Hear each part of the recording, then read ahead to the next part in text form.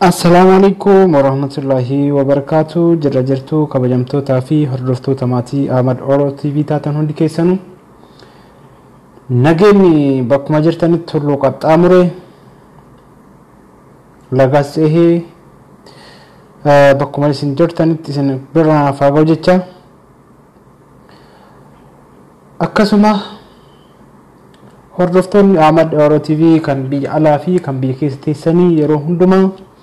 Ahmad Oro TV daawwattan hundi keessanuu nageenyi kiyya isin bira naafaa ba'u isinin jecha arramoo waan takka qabadhee yookiin waan takka wal isin biraan gahuuf dhufee jira. Innis maal yoo jettanii dhaaluma yeroo yookiin waanuma yeroo dhiyoo kana keessa jiru jechuudha. Irra caalatti maal wal guddisuu nafeeti maaf wal kuffisuun baay'ata gaafii natti uume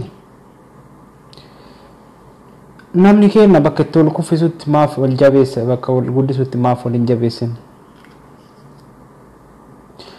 rakkoon wal dhiibnuuf maali rakkoon gudeelcha taanee karaa irratti wal jala ciifnuuf maalidha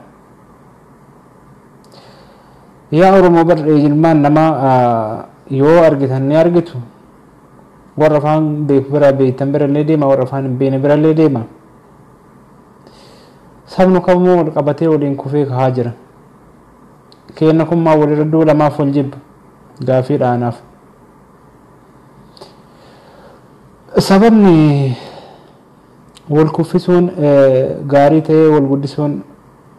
badaa ta'eef maalidha yaa Oromoo kottaa waliin kuffifnu wal guddifna arra wal biratti argamna wal bira dhabamna moo nu arra walitti dhufaarutu waa wal godhee yookiin waa walirraa fudhatee wal biraa fiigaa jirra yoo namni guddate yoo namni keenya guddate maqaa inni waamuun beekta jibbitus jaalattus maqaa tokkoon nu waaman innis maalidha Oromoodha atis maalidha Oromoodha sunis kunis eenyullee Oromoodhaan si waaman jechuudha. Kanaafuu maali balammaan wal guddisuun hafee wal xiqqeessuun baay'ateef kana gaafii natti uume inni kun kan hojjetee buluuf olii gadi fiigutti hinaafa inni kun kan baratee dhugaa ofii mul'isee yookiin dhugaa harmee ofii mul'isutti hinaafa eega baratanii dhugaa harmee isaa argisiisuuf yaadametti yookiin dhugaa harmee isaa calanqisiisetti eega kan nama hinaasisu ta'e nama dalagatee fuuraa ofii buusee dalagatutti eega kan hinaafamu ta'e kun wal guddisuu jedhama moo wal kuffisuu jedhama? Wal kuffisuudha. Nu ammoo daandii guddinaa irraa gara daandii kuffinnaatti maaf wal harkifna? Makiinaan keenya yookiin konkolaataan keenya daandii sirrii yookiin daandii guddinaa irra deemee hin beekumoo tarii nama keenya rakkoo qabamoo waan isaan dhibe warroonni beektan naaf hima.